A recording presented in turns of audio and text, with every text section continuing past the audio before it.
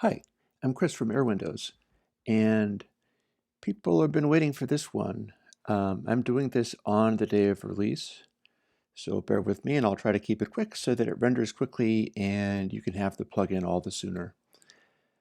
I'd like to show you ToTape5. ToTape is one of the most popular plugins I've ever done. There have been a bunch of different versions of it over the years, and it is the high quality tape simulation, as opposed to iron oxide, which is sort of the old school tape slam simulation that's really more like a plug-in. It's kind of bandpassy and stuff. And real audio tape is a lot clearer than that, and probably I should just show you. So here is a little piece of music. It's called Stealth Kit Jam. I've used it before. Now, one thing you'll have to bear in mind is that you will hear the effect on the bass from this track. But Stealth Kit Jam is also composed entirely of little samples triggered through the EXS sampler. So it could use a little tape softening and rounding and expanding. Here's what it sounds like before.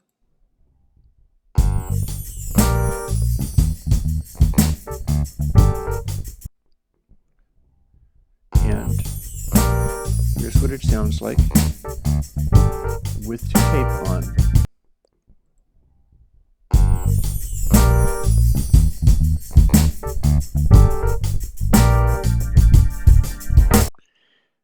And I'm going to let that sink in a little bit, because the deal here is, here, let me make it a cycle.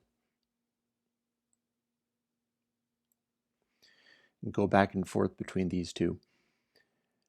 This is the way ToTape is supposed to be started. These controls here sit at 0 for typical use. You can exaggerate them enormously for special effects use.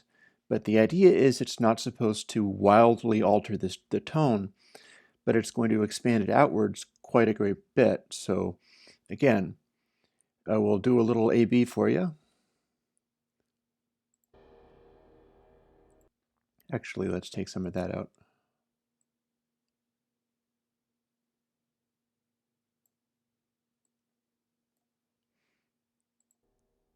Without.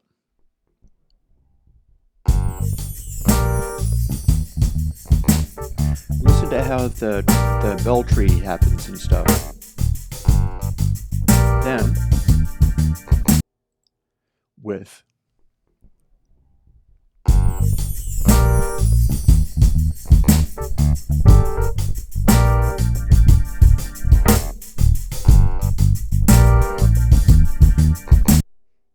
Back to without again.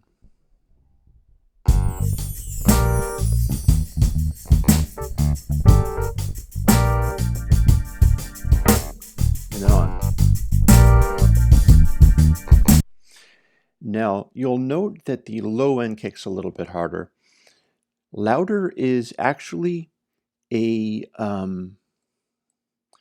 boost put in because normally ToTape absorbs some of the sound.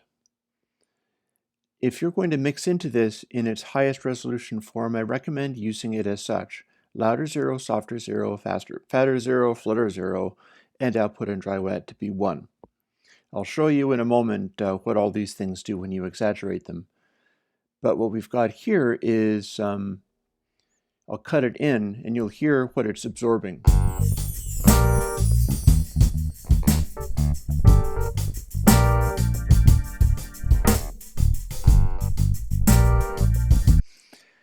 That makes it fairly obvious what's being absorbed by the tape effect. And that's why I have to put a default louder in there in order to, for that people turning it on for the first time kind of thing that all plugins have to deal with. What you'll hear is that going back and forth between this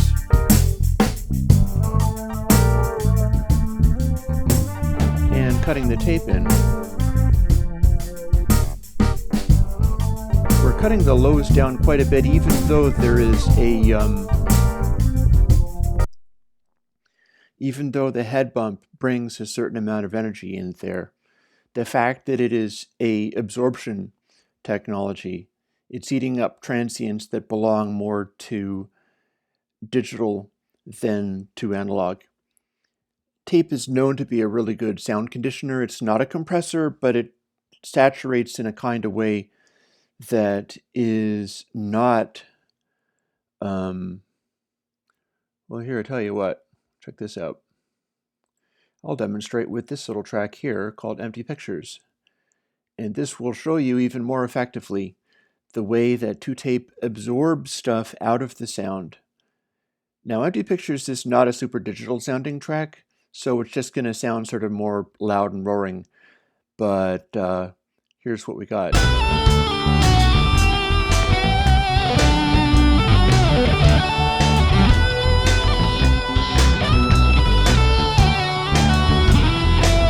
Now if I turn it on,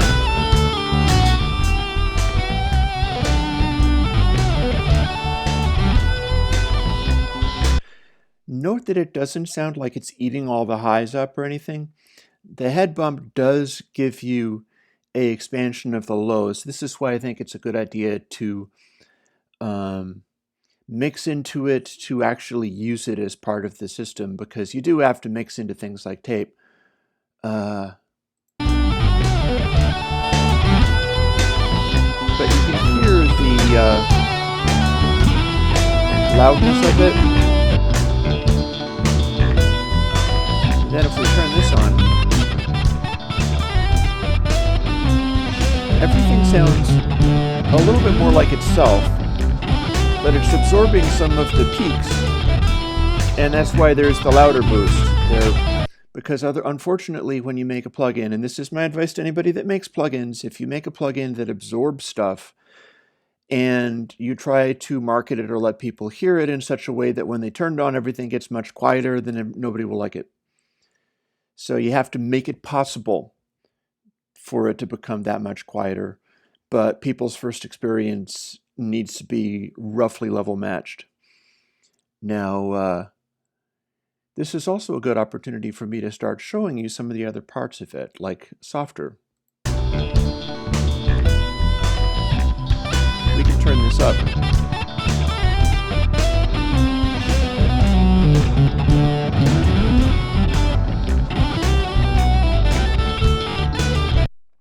And that is a continuous control. So you can fine-tune where you want the tape to be kind of stepping on all of the clarity. And you'll notice that you still can basically hear the highs because it's not simply, or it's not even remotely like an EQ. I'll demonstrate again.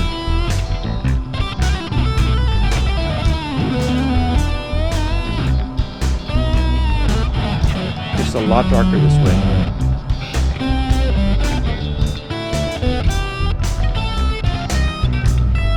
My default here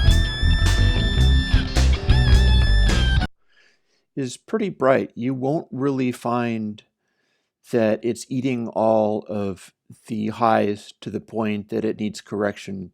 The default is softer, which is the clearest possible tape emulation, like good tape rather than just, oh, tape. It's not stepping on highs really very much at all. You're going to get pretty much a great deal that was originally there.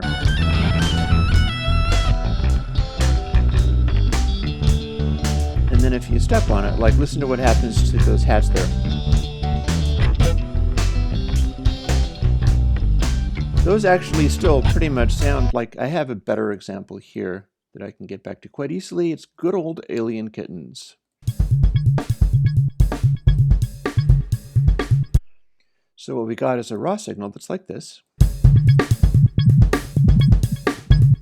See, it's nice and bright. And then if we turn it on, notice that the tone seems to be the same, but it's definitely taken down a little bit, and it's made sort of more organic. It has better quality to it. I can turn it off. sounds digital, because it is. This is off of a phone app. Turn it on, and it sounds more plausible. And if we turn softer up, it still sounds bright, but it's stepping on the brightness even harder. If you're going to be dialing in this type of effect, I find that what works best is giving it maybe just a hint of more softer to dial it in, like this.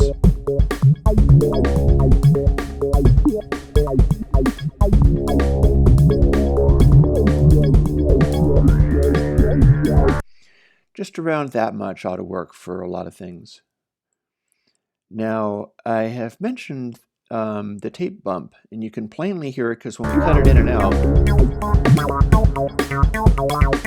we get some additional thump out of this. This is not a bad sounding thing. I think this is one of the things that people like out of tapes is that round, pillowy quality. It's not wildly boosting stuff. In fact, with the louder left off, and another reason I recommend leaving louder off is that these things bypass themselves when not in use. So if you are turning louder to 0, so there's no gain boost, then you're actually doing less calculating. Same with output and dry wet. If you have them, bypassed and set to basically no attenuation, no dry wet, no louder, these parts of like the digital circuit, you might say, remove themselves for better resolution and clarity. It just does less math on the output, and you can kind of hear it.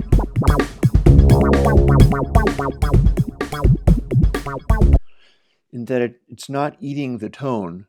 A lot of fancy modern algorithms are doing so much math that they'll get the color exactly the way you want it, but they're really 2D and flat. Here is an example of not 2D and flat at all. Check this out. I will show you fatter.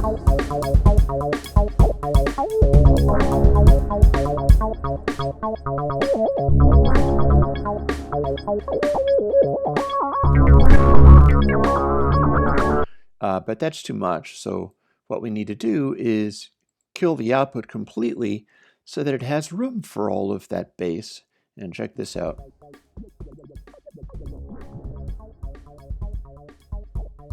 You can exaggerate the tape bump a lot.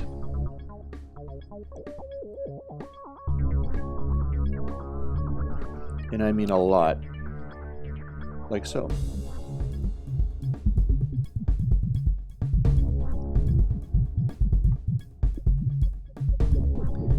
So you might find use for that on some track or other. That's why it's there. But for use in practice, I would strongly recommend, for instance here, I can show it to you on this too.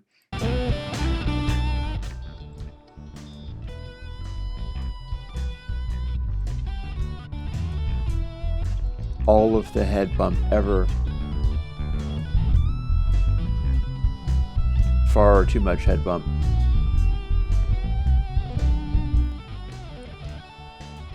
So we don't want to necessarily do that, but what we might want to do is take this already very full track and maybe crank up the head bump, crank up the fatter to the point where we've grossly exaggerated the lows.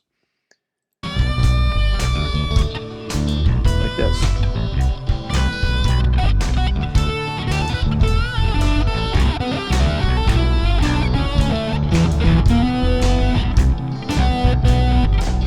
If I take it back to default,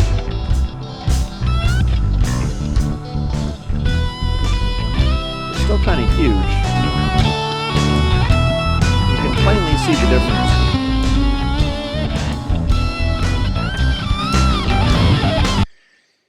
Because if you're mixing to really good tape, there's going to be a certain amount of size that it brings. And with these mixes, like here's another one. Here's Something Anything. Let's go ahead.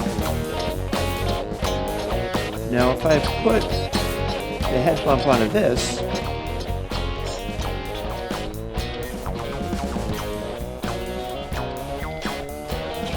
that works out pretty good. But with this one, the level of it is so quiet that what we can do is slam it. So let's see what happens. I haven't demonstrated louder very much yet. Now, I'm still doing all of this and hopefully putting this out today, so I can't go on forever. But I'm just, you've probably already downloaded this. If you're watching this, it's to show all the things that it can do. Here's something that it can do.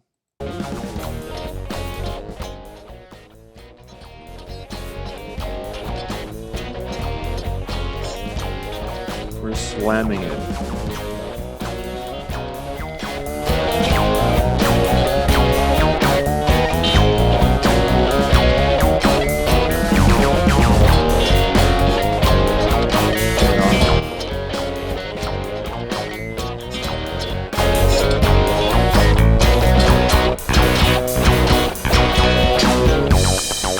Oh, but that's no fun. Let's slam it even more.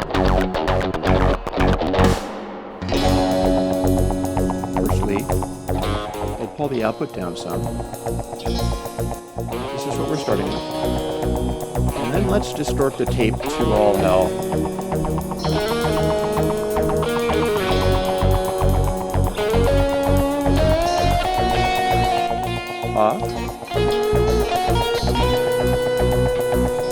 Notice something interesting about this? It's not wildly doing a distorto effect, and that is because hitting tape really hard, going into tape hot, is a very clean and undamaging way of conditioning the signal. And this particular track, unlike some of the other ones, has a very sort of open, wiry, raw sound to it, so I can get away with a lot. As you can see, I'm hammering it. That's what it starts out with. And here's the bass.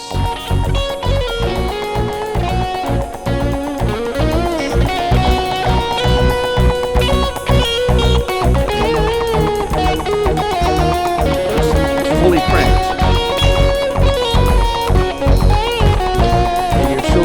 Sense of the scope and size of it all.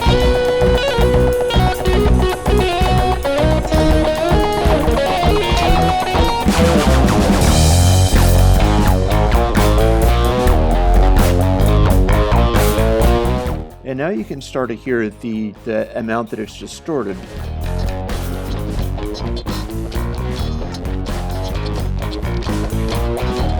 And then we can also use this dry wet control. That is raw and then fully distorted.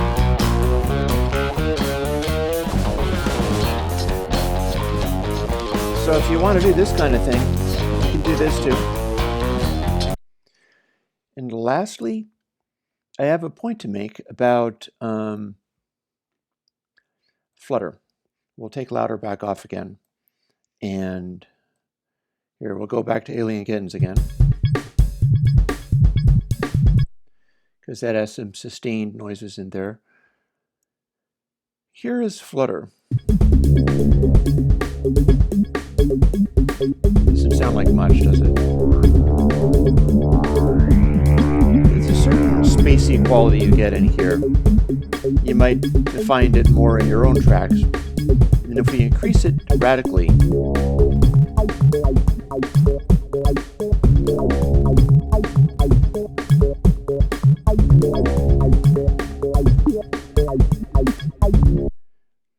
it's a little difficult to hear what it does unless you do this, which you're not supposed to do. That's why it defaults to 0, and it really does bypass if it's 0. I'm not applying really good tape was not loaded with flutter. Like professional studio tape was not cassette decks and things. So the flutter, I think, is kind of a false thing there, but here's what you get.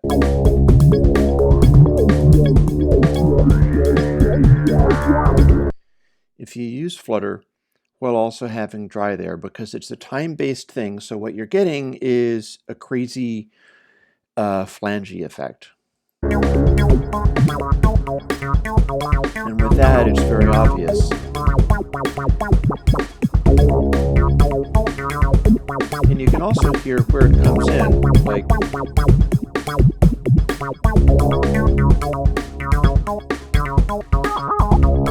Or in fact, why don't we jump back to this one. You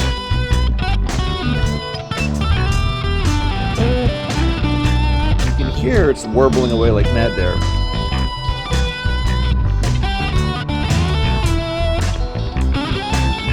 It's cleaned up somewhat here.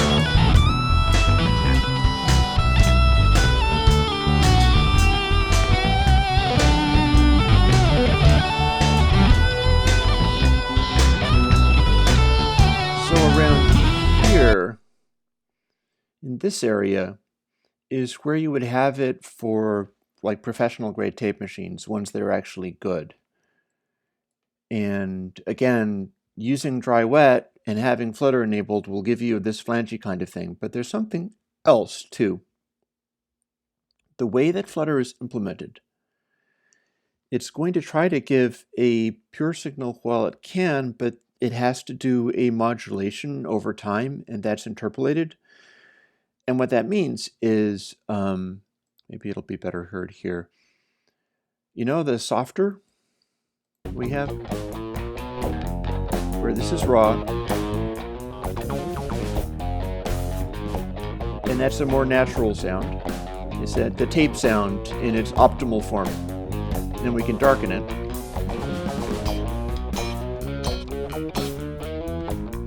It makes it a little more rolled on the super highs there.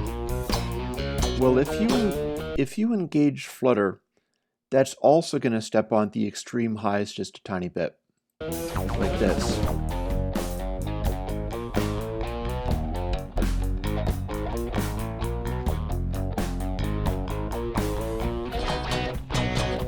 But it's also going to give a sort of wavy, washy feel to things. And that's another thing you can get out of tape, and that some people want. So if we go to, say, here, and then that's, of course, dry. Bring this up a hair. And then with no Flutter, we have this. Listen to what happens to that symbol.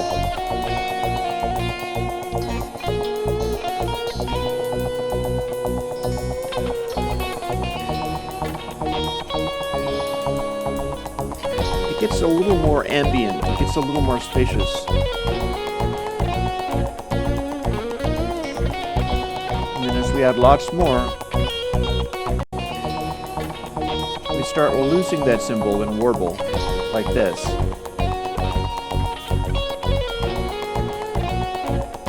Halfway down, the symbol is definitely getting washed out. And with no Flutter again, very much clearer, very much more direct. So this can be like your ultimately high quality tape, and then you bring in a little bit more of that to make it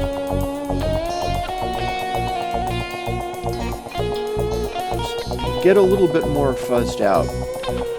Just sort of step back, and here this is a we'll take it from sort of the top at the hi-fi version, where everything is at 0, and this is the most high quality tape emulation you can give your mix. And then introduce more of the Flutter, and you will hear what it's doing to that ride symbol, I think, very clearly. And again, this is raw, sort of digital. And then we bring in a little Flutter.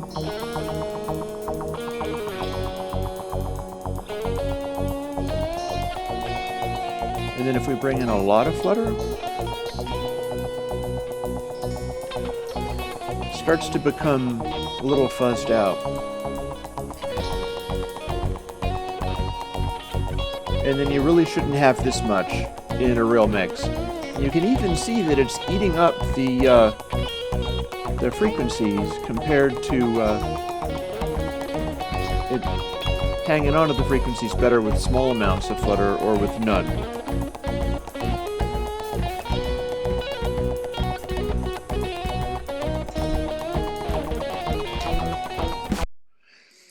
So basically what you do with Flutter, if you need to use that, is use it as a sort of spaciousness ambient style tool, in that your clearest effect or anything that you want to do with dry wet is best with no flutter at all. But then if you bring in just the tiniest little hint, it's like bringing in a little bit of softer, and it's going to roll the extreme top and make stuff a little bit more floaty and wandery.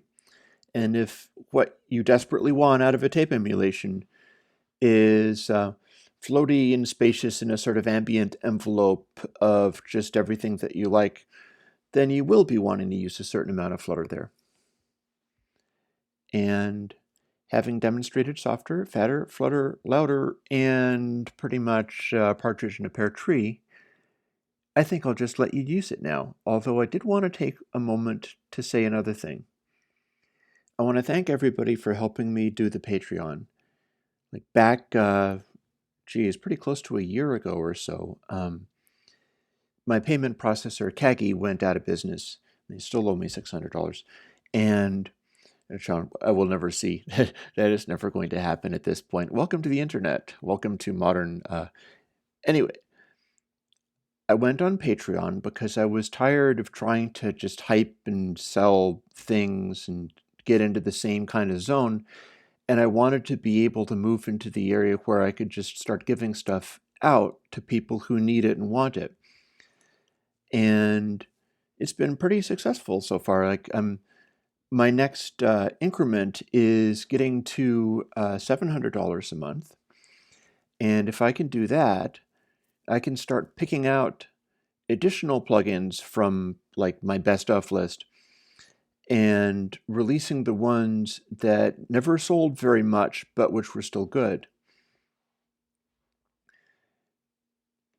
Patreon has also let me do something else, and that is invest in things that are like the future of audio, because it doesn't have to all be about plugins. We can cooperate and work with each other in many more interesting ways than just with plugins. I will supply the plugins, never fear. I'm going to continue doing that. That's what Airwindows is all about. I'm also coming up with another website for much more general purpose stuff, and just, if you are interested in looking inside the mind of Chris from Airwindows, the rabbit hole goes deeper than you could possibly imagine, and you'll be able to do all of that at this new website. And I've also been able to get things like this. This is a little experimenter board that I've talked about.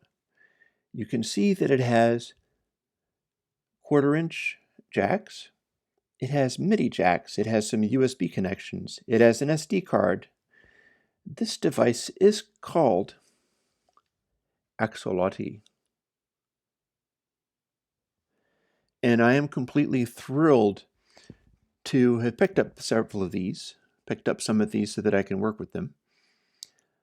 There are many things that you can do. I'm considering making like bespoke synthesizers and just wiring them up, because here is something about Axolotl that's real interesting. All these places where you could solder wires, you can put your own knobs on this and then make your synthesizer code, which you can either code in a very, very simple sort of C format for a particular kind of embedded processor. I'm going to be learning how to do that.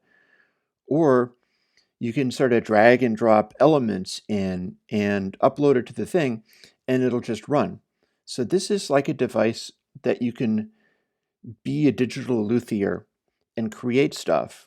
Like, you don't even necessarily need a keyboard. You can plug a USB keyboard into this, and so far it's mostly MIDI style, musical instrument keyboards, but I'm hoping to see more development where we can make musical instruments on ASCII keyboards, because that seems to me like lots of fun. And then you can wire stuff, knobs, um,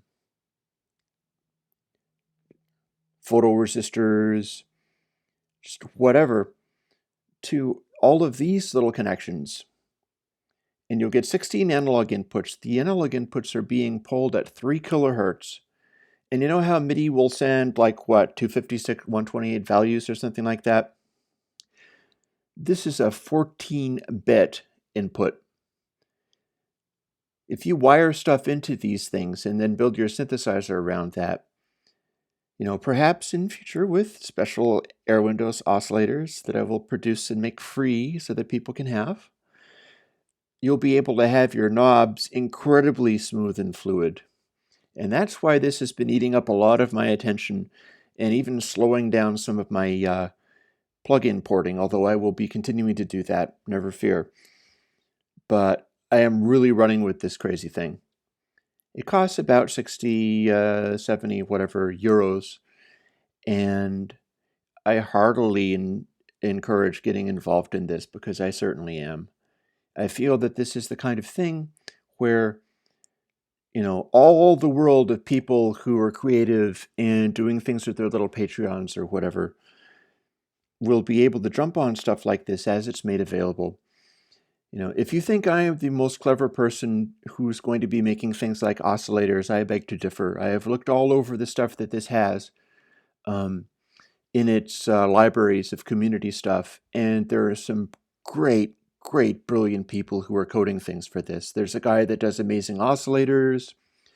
There's somebody that has done a nice little four operator FM synth, just right there. You can patch it in it, make it do whatever you want.